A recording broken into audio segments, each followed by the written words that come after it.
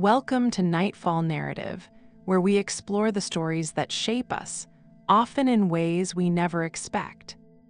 15 years of friendship, our entire history together. It all came crashing down in less time than it takes to skip this intro. I'm going to tell you the story of my best friend, and then I'm going to show you the unbelievable 10-second moment where she chose to betray me in the most public way possible. Some heartbreaks don't come from lovers. They come from the friends you thought were your family. This is one of those stories. It's about loyalty, the slow, painful fade of a friendship I thought was unbreakable, and the single, brutal moment I realized I had been so wrong. And maybe, if you've been through something like this, it's your story too. So get comfortable because we have a lot to talk about. So let's start at the very beginning. My friendship with Jenna, we'll call her Jenna, pretty much defined my entire youth. We met in the most cliché way you can imagine. Freshman year of high school, assigned seats, history class.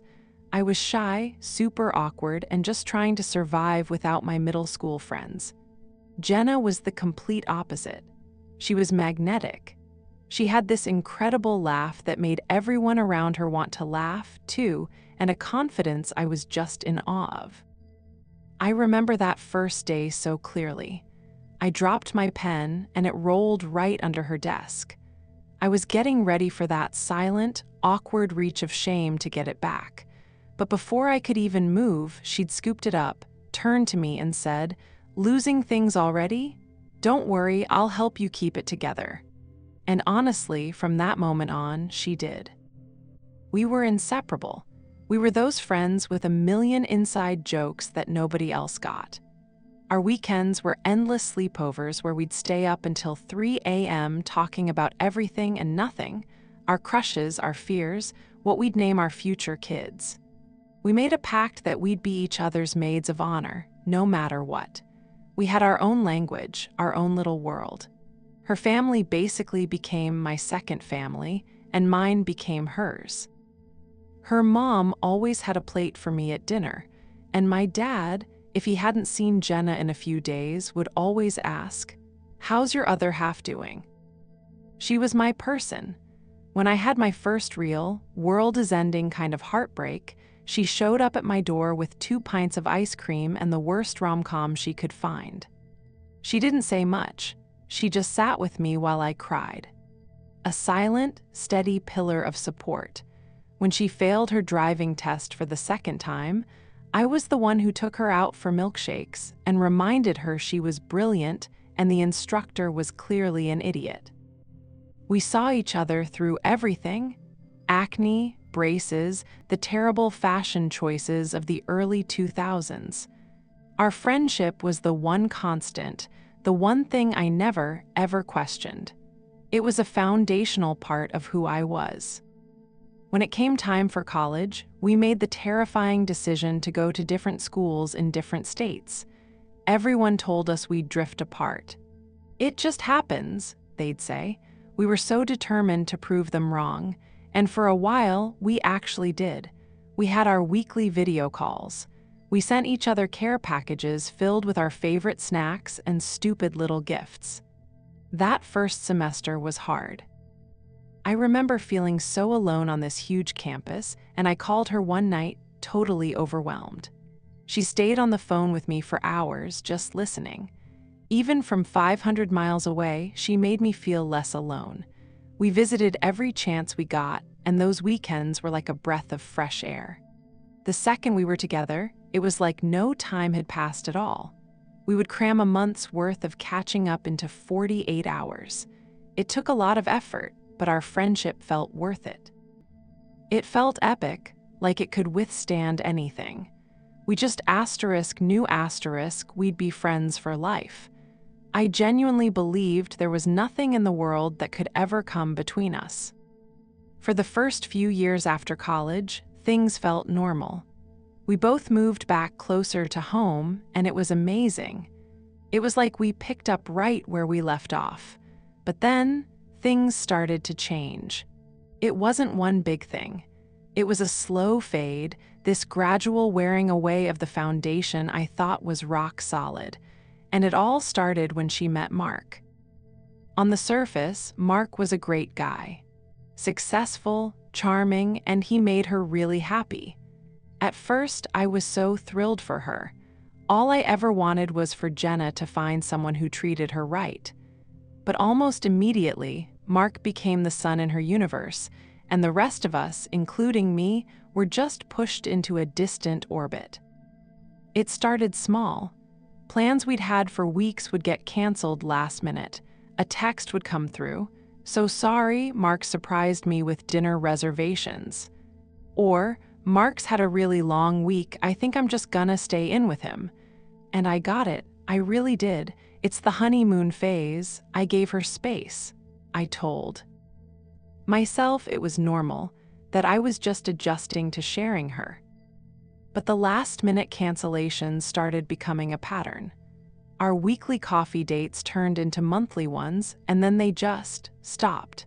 Unless I was the one to organize it, it didn't happen. And even then, she was often distracted, constantly glancing at her phone. Our conversations changed, too. They used to be a two-way street. Now they were all about her and Mark. Their vacations, their dinner parties, their inside jokes. I felt like I was just an audience member watching the story of her new life, a life where my role kept getting smaller and smaller. It felt like she was never interested in my life unless I was talking about a guy. Then came the second red flag, a shift in her personality that got harder and harder to ignore. Jenna, who had always been the most down-to-earth person I knew, started to get different. She became more critical, more focused on status and appearances, things that never mattered to her before. I remember we finally managed to grab lunch, just us. I was so excited. I was telling her about this big promotion I was up for at work, something I was genuinely proud of.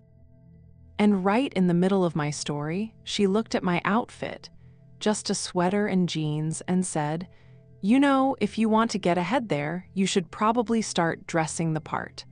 Mark says appearance is half the battle." It was a small comment, but it felt like a punch to the gut. It wasn't just the advice, it was the condescending tone, the casual name drop of Mark as the ultimate authority. The old Jenna would have been my biggest cheerleader. This new Jenna just made me feel small. It was a quiet kind of cruelty I wasn't used to from her. The one-sidedness became impossible to deny. I was always the one reaching out, always the one putting in the work. And the rejection was starting to hurt.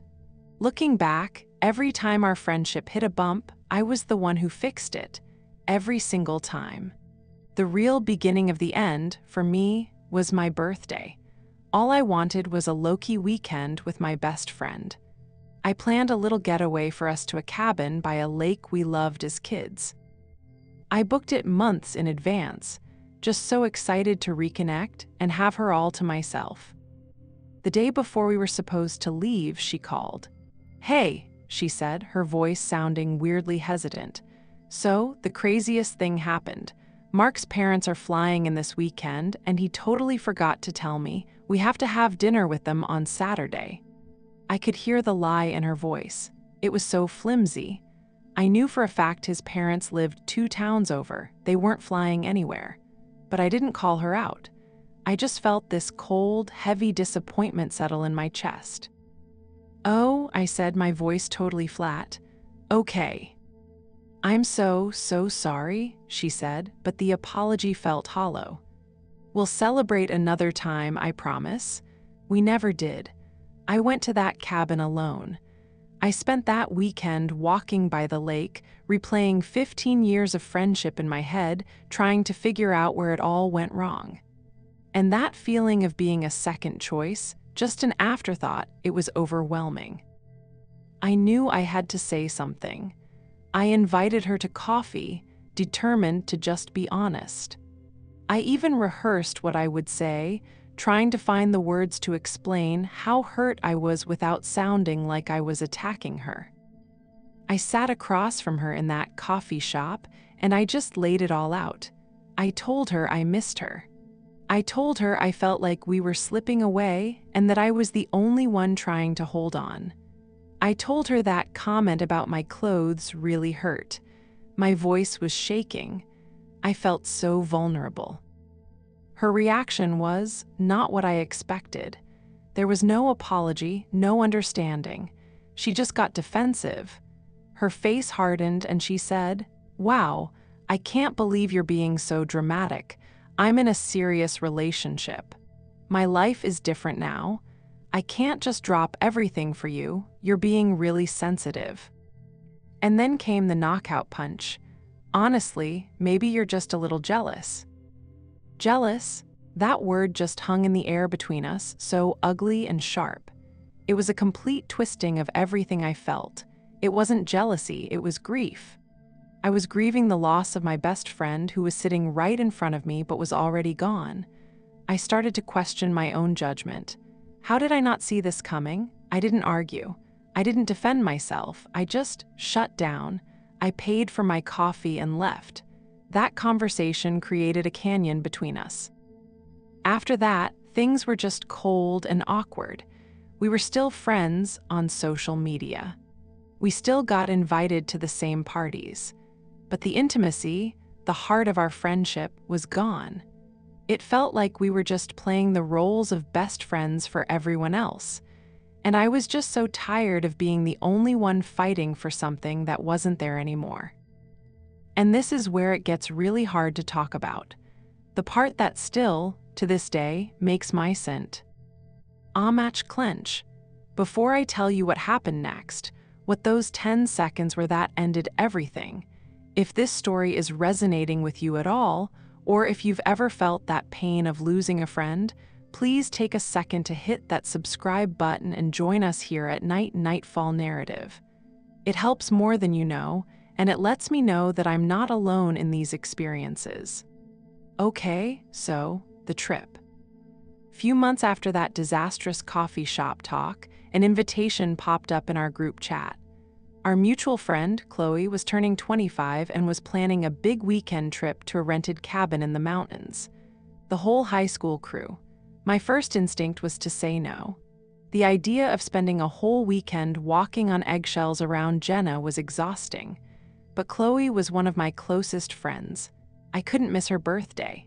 And besides, a tiny, stupid part of me was still hopeful. Maybe this trip, away from everything, could fix us. Maybe the mountain air and the nostalgia would remind her of what we used to be.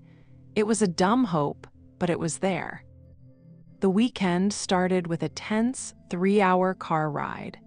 Jenna drove, and I was in the passenger seat, a space that used to be filled with us screaming song lyrics, now just filled with this heavy, suffocating silence.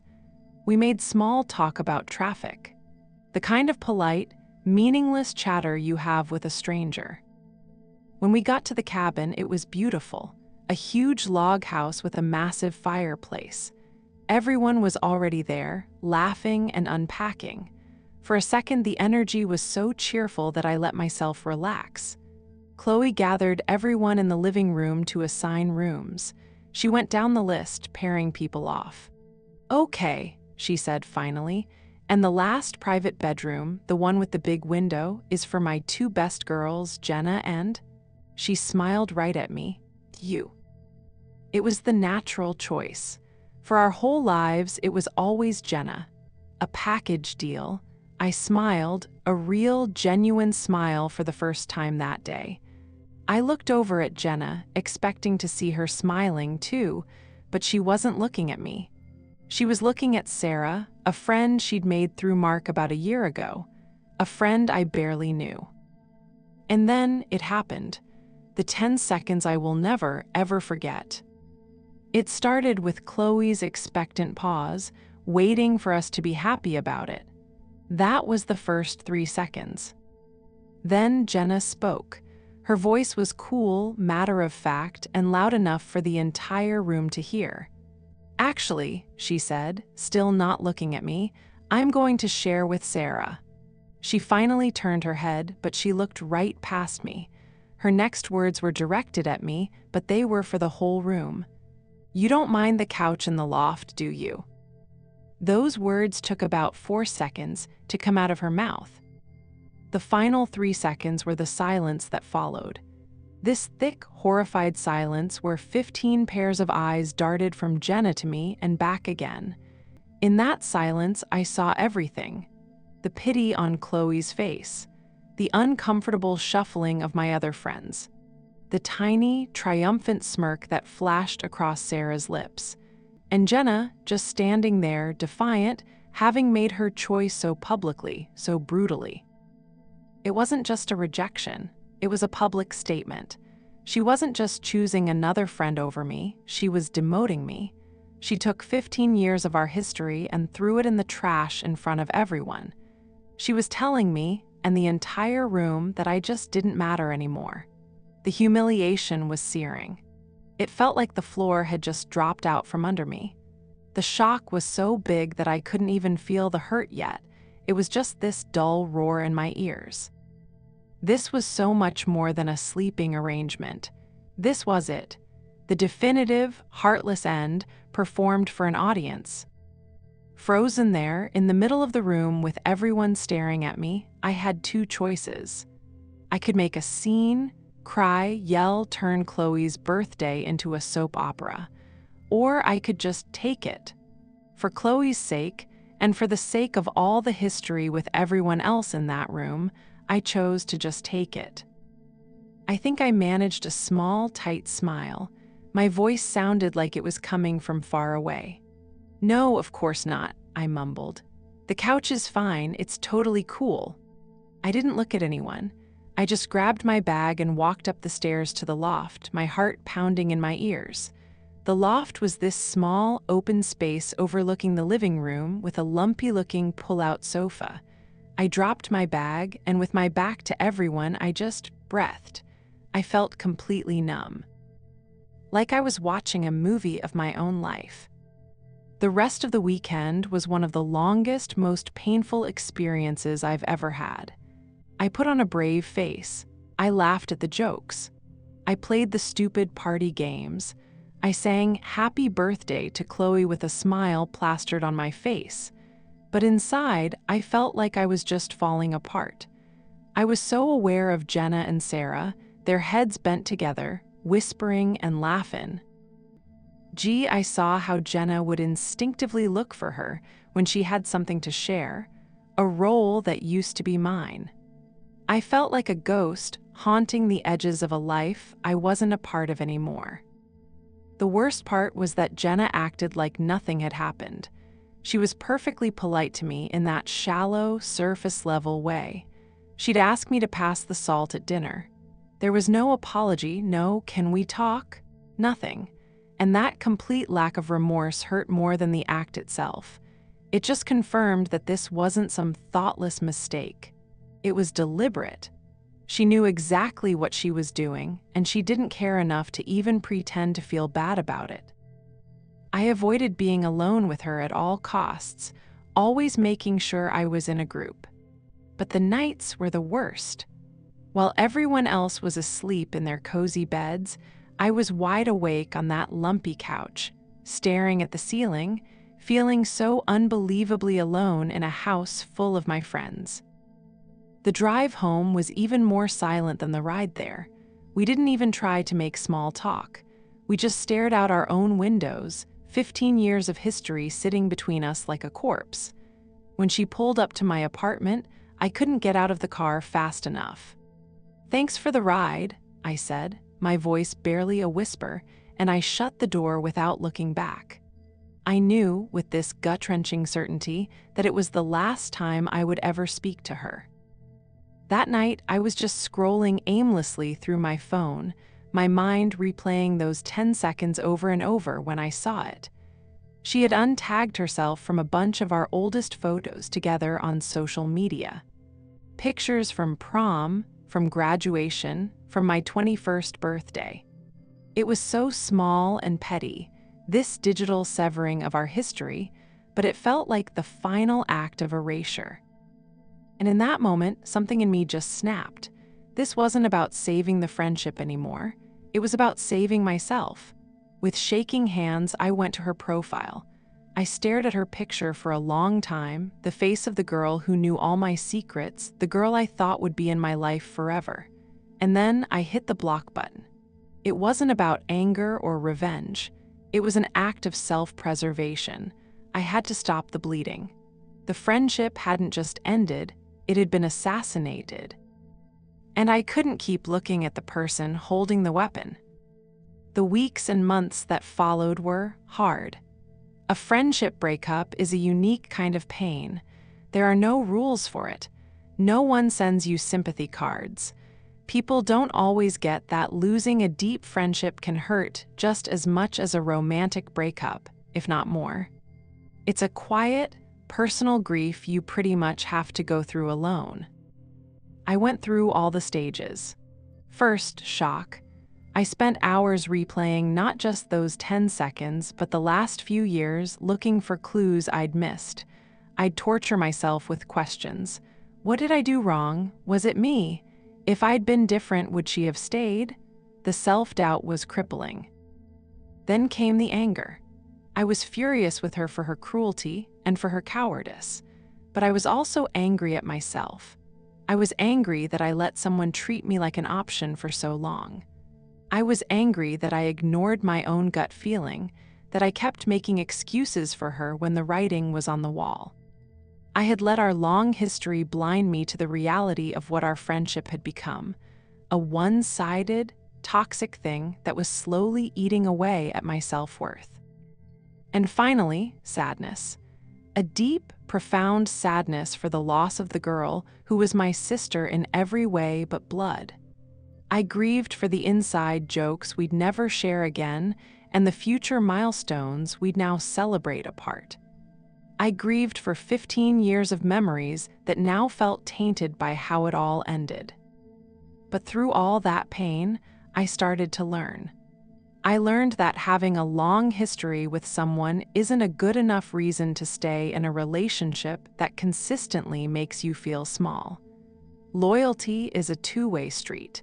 If you're the only one showing up, you're not in a friendship, you're in a thankless job.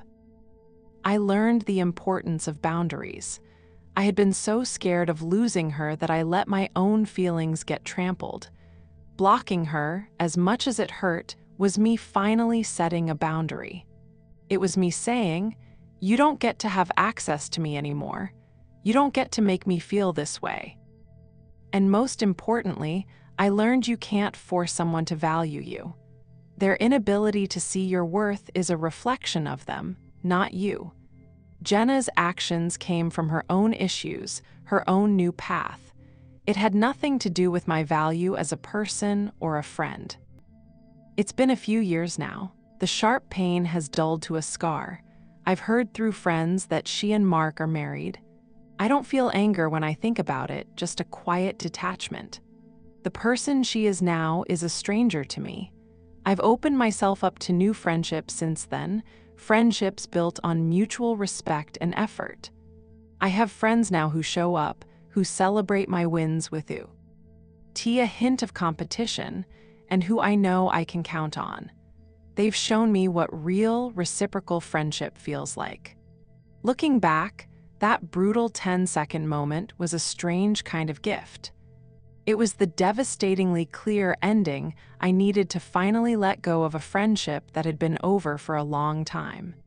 It was a painful, necessary push towards finding my own worth, completely independent of anyone else's approval. So that's my story. It's how a 15-year friendship was taken apart, slowly at first, and then all at once. That betrayal was a defining moment for me, and while it was incredibly painful, I am genuinely stronger for it. It taught me that sometimes the most loving thing you can do for yourself is to just walk away. Thank you so much for listening and for holding space for this story. I know it was a long one. If you've ever gone through a friendship breakup, I would love for you to share your story in the comments. There's so much power in knowing we're not alone in these things. Don't forget to subscribe to Nightfall Narrative for more stories and conversations. Thanks for watching.